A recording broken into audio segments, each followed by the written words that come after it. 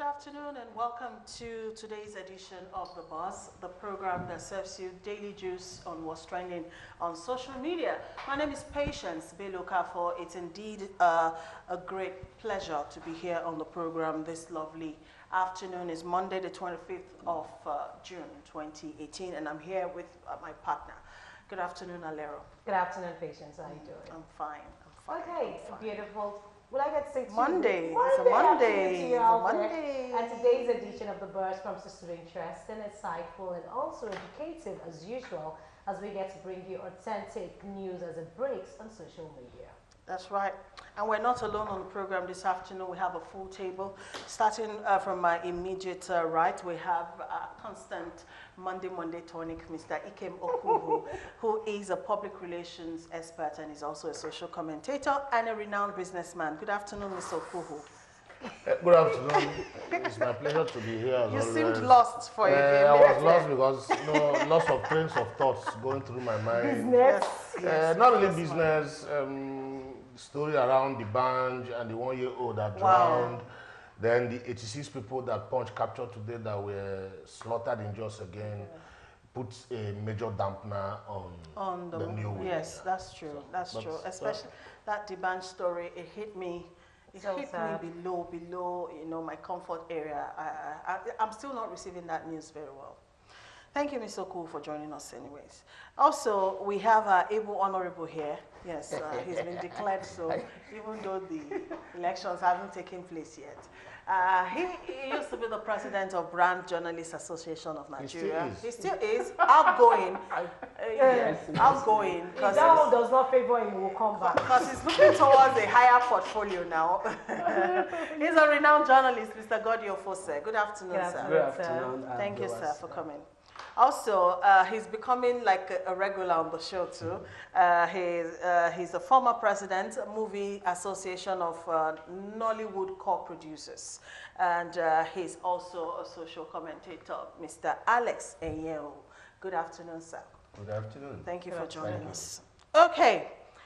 Remember the number to use this afternoon is 0802-836-8971. The number will be on the screen in due course. And our first story today is on the governor of Edo State, Godwin Obaseki. He has ordered the closure of dilapidated schools, primary and secondary schools within the state. And this is coming after an investigation to ascertain why initial relocation order of pupils with their teachers was not enforced. And to this effect, he has shut down primary and secondary schools who do not have the right kind of structure or the best of conducive environment within the state. This is to pave way for reconstruction work. Now, one particular school that was visited by the Secretary to the State Government, Osarodion Ogie Esquire, is the Holy Arosa Primary School. We hear that the government delegate actually stumbled into the compounds of that school on Thursday at about 7 a.m. in the morning. And this is what they found. Let's watch this footage closely, and then we'll come back and talk about the story. Be back.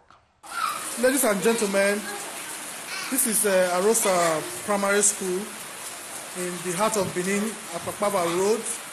I'm here this morning because I came to park my car inside the compound and I saw some children. So I thought maybe it was an abandoned school. Only for me to find out that it's a functional school and kids are actually having class. Right now they're in break.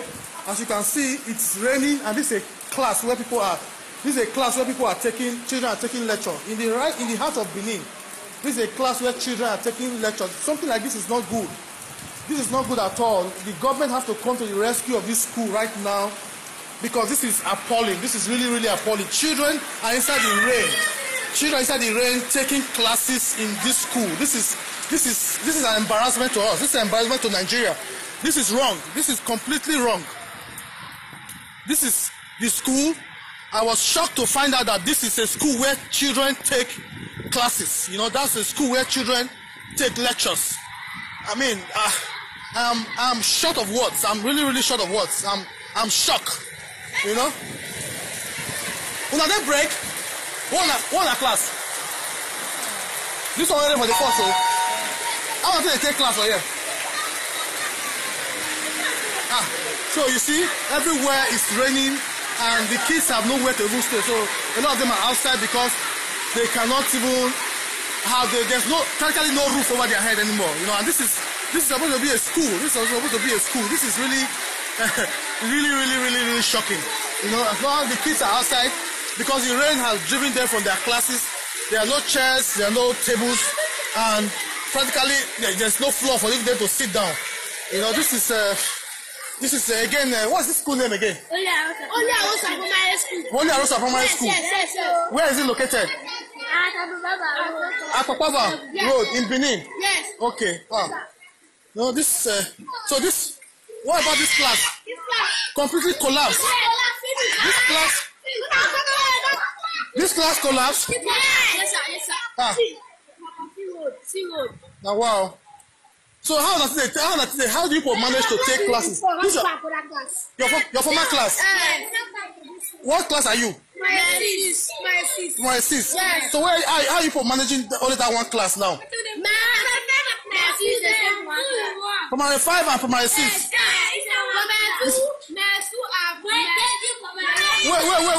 Wait. Calm down.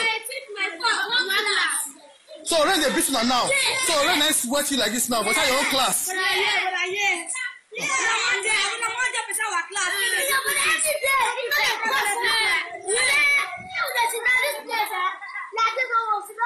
This is unbelievable.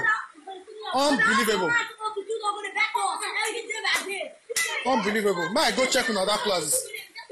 So now when I get 6 class before, so now all these class don't fall. So now only these 2 not gonna use now, just 2 class. From primary 1 to primary 6. In one class. I'm so sorry. I'm so sorry. Let me apologize. Let me apologize to people. I'm so sorry. This is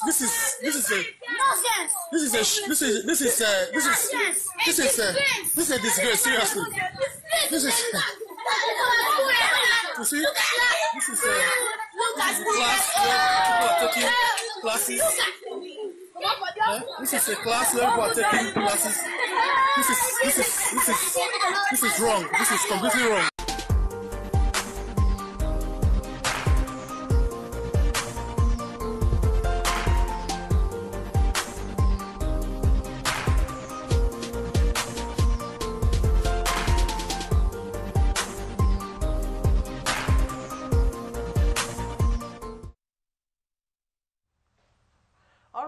Welcome you back. That's the video. That video actually went viral, and I think that's a video the state government saw that gingered whatever move that is being made now.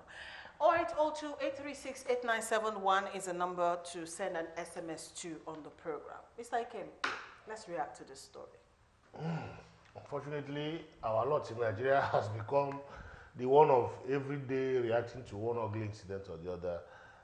But one, it is quite wrong for this government to struggle to change this narrative. I'm saying this because I said this off camera. While this clip, when you were reading this thing, the story is now that probably a delegation from the government went and saw that thing and are now making this intervention. This is wrong. A citizen probably was trying to avoid the heavy downpour that normally waterlogs the whole of most of the roads in Benin, went inside that compound to park. And when he saw what was happening, he went into the rain, swam in the pot, thank God for some of these devices, and started recording what he was saying. And then somehow, by the kind of stroke of luck that makes things happen in Nigeria, the video went viral. The most painful thing about this thing is that this school is located somewhere the governor transits practically every day. From wherever he's staying to government house. Apapava is just close to the Ring Road. It's like at the heart of Benin. Off Ring Road. Apapava, see Airport Road, see Sapele Road. Apapava is on the other side. That's true. It is right there inside whatever Benin has to boast of as a city. And then he went unnoticed for God knows how many years before Shomole came and did 8 years. Another very painful thing is that this man who just left Edo State as governor has yesterday been rewarded with the chairmanship of his political party, the ruling party, All People's Congress, All Progressive Congress, as it were. It has become difficult for us to remember what these people stand for, because I don't know what is progress when a chairman left a legacy as painful, as ugly, as dehumanizing, as regressive as this in the state, only for him to be rewarded with a position to lead other governors. Where is he leading them to? To show them example of how to ignore critical development platforms. It's very painful. You can't even find a word to justify something like this right there in the heart of the Benin city. City. What about those ones in the hinterlands? Exactly. Okay. All right, Ms. Ike, quick to actually analyze and judge. But you know, most times this school was actually in focus because someone went in there. We have several of such schools in Lagos, even in other parts of Nigeria.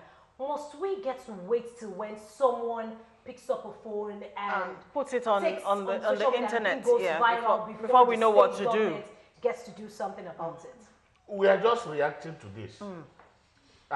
My last sentence is, what about those in the hinterlands? If you travel around Edo State, around Delta State, around Enugu State, around Lagos State, around Anambra State, around Kogi State, around Benue State, around all the states of this country, you will find situations and conditions as bad, if not worse, than this one. And that is because people don't care. That is because we elect people and then we worship them rather than making them to deliver on the errand, on the mandates given to them. Errand people on our behalf. All right, so let me bring in the politician here, Mr. Godi Ofose. Can I ask, because the world over, education is given topmost priority, even though that is not reflected in Nigeria, because if you go by way of our budget, I mean, it tells all the story. What is allocated for education is laughable. But what is the challenge do you think politicians have that stops them from doing the right thing? I mean, if it's that glaring to you and I, who are ordinary citizens, why is it hard for the politicians to do what they should do? Well, I think... Talk like a politician now. No, we actually have two politicians. He belongs to the ruling party. Yes, Go ahead. I think is the situation is as a result of the fact that we appoint those who don't know what to do. Now, if you go to Edo State, you have special advisor to the governor on education. You have commissioner for education. Now, these people are not doing what you're supposed to do. If you appoint square peg in a round hole, this is what you get. You see, governor cannot be everywhere, as a matter of fact. Governors comes in, promise education, promise good education, free education, quality education, and all those things, they rely on appointees to help them achieve those results. Got it. You see, I said talk like a politician, and I'm coming. Wait now. Wait. Well, let me land. When you were speaking, in meetings they have point of order, so it's more point of order. Okay. I said talk like a politician, and you're talking like a politician. Governor has a special advisor, a special assistant, a senior special advisor, a commissioner, all those things. We even have directors and permanent secretaries in those ministries. Now, who was the special advisor or special assistant or commissioner or director or permanent secretary that reminded Oshomole that there was poor quality educational delivery in the state that made him do the very first assessment of teachers, so to say, yes, in the state before Kaduna picked it up. That's right. A school like this, I am pointing to the screen because we saw it here. How do you think any teacher in this school will pass Oshomole's test in this kind of environment? Now, that could be Oshomole's objective. First, to find a way to form teachers. Now, his focus must not be in a way of trying to renovate schools. Okay. Now, my point is that, you see, governors cannot do anything. Now, governors cannot also escape from this responsibility.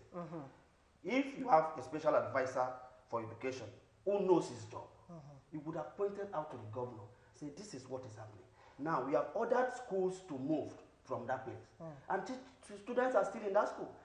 Now, you can now summon the teacher or the headmaster in that school to explain why is he keep students there. And the headmaster will now ask you, I will now say, oh, we have not been given another site, temporary site to move to. That's why we are remind you that this is a narrative that started trending when this video went viral. Yes, and they said they had ordered them. That's what I'm saying. That's what they did say. They said they have ordered them. And there is nobody who went on inspection to see that. There are schools inspectors all everywhere.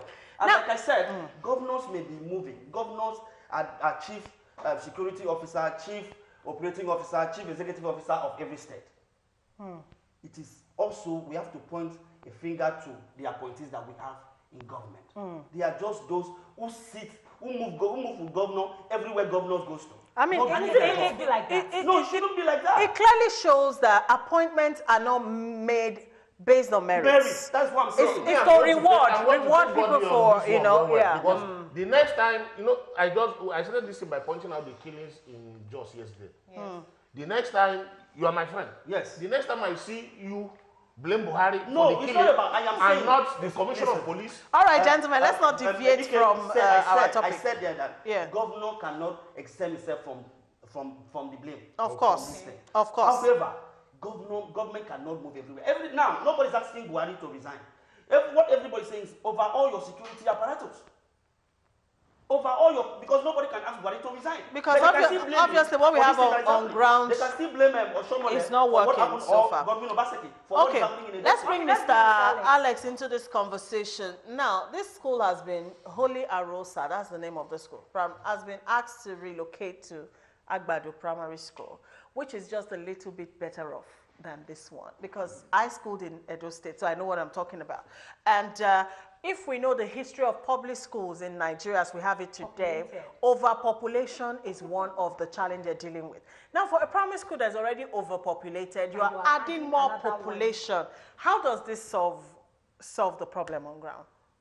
Well, for me, let me first answer your question before I give my own perspective. Go ahead. These whole narratives. First, I think it's a way by the governor to try to resolve the problem. It's a major problem, it's a challenge. And thank God for the democratization of citizen journalism. You know, but for that, and then the social media era we are in, perhaps we would not have seen, because no government would want this kind of video to go viral. You understand? So we thank God for social media, you know. But I think the Governor Obaseki, ordering, you know, the relocation of the pupils to another school is a way of trying to find solution. But for me, I look beyond that. I think this is a very sad narrative and it's very unfortunate. It's an indictment, not on the immediate past governor, not on the current governor. It's an indictment on all governors that have ruled in that state. In that state. Because this school, the way I'm seeing it, is not a new school. It's been there. And so it's an indictment. And this will continue to have this kind of narrative as far and as long as children of politicians don't attend public schools.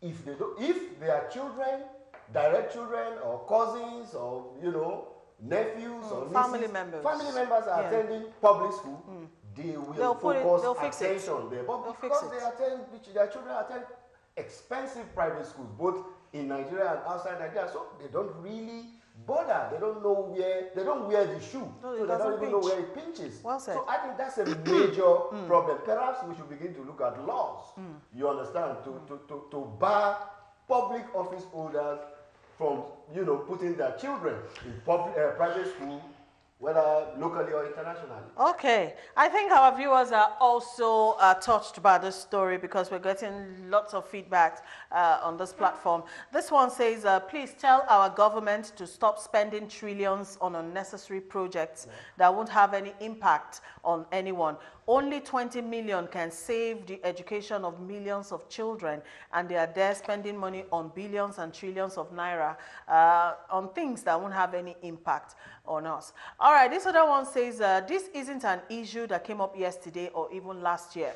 Our parents who send us to school pray for us, encourage us that education is the key to success, but you grow up with the brain of a machine to find out that the government has changed the padlock. Nonsense. All right, this other one says the governor that was responsible to repair that school is now the celebrated APC chairman. It's very unfortunate. It's so sad that our leaders are all evil. Where does the governor's kids go to school? But they are busy staging convention up and down. Okay, all right. You want to say something? Go ahead. I want to say something. Like Ikem said, I am not saying that the governors don't share in the shame, in this shame situation that we have now. The bulk of it is on their doorstep. Yes, I don't even know what you bringing sharing from lines. I don't. What I'm saying, the bulk of it is on their doorstep. Of that state, let's admit it, should be held accountable. He was elected by the people. His commissioners were not elected by the people. His special advisors and special assistants were not elected by the people. The buck fully stops on his table. If he appoints the wrong people as commissioners, as special advisors, as whatever, it is his headache. I am trying to point out. All right, Mr. Godi, make your point quickly. I am trying to point out that you see, the problem that we have in Nigeria is appointing the wrong people to these positions. That's where we're having the problem. But in other climes, you see someone. Why is it not in this country that they will appoint a journalist as a minister of health? Why don't we do that? I understand what Mr. Ikem is trying to say. Who actually appoints? It's the governor. It's the governor. So the problem will start from appointing the right people to the right positions. Well, for me, it's so sad because I just don't like us to pigeonhole the immediate past governor, Adams Oshimole. Like I said, it's not his fault. All the past governors of that state, all of them, must share the blame because Oshimole, one of his scorecard is revolutionizing the educational sector through these millennium schools that he built. You understand? Perhaps, I'm not holding brief for him. I'm not from Edo State. Perhaps it's an issue of you cannot cover all the grounds at the same time. Government is a continuum. Maybe his value adding in the educational sector has not got into that school. We cannot take it. See, I'm still blanket. That's the way I see it. Okay. But government is a continuum. Quickly. I am looking at it, like you pointed out, wasn't new. I am going to pigeonhole Oshomole. If his mantra as a governor was revamping and lifting education. Why would you pigeonhole Gbinedion? Let me tell you why. If they were governors too. This school was major plank of his campaign was that I will not build millennium schools for a few people. I will spread the budget across all the schools to make sure that all of them, because the cost of building one millennium school can actually rehabilitate and a lot of refurbish like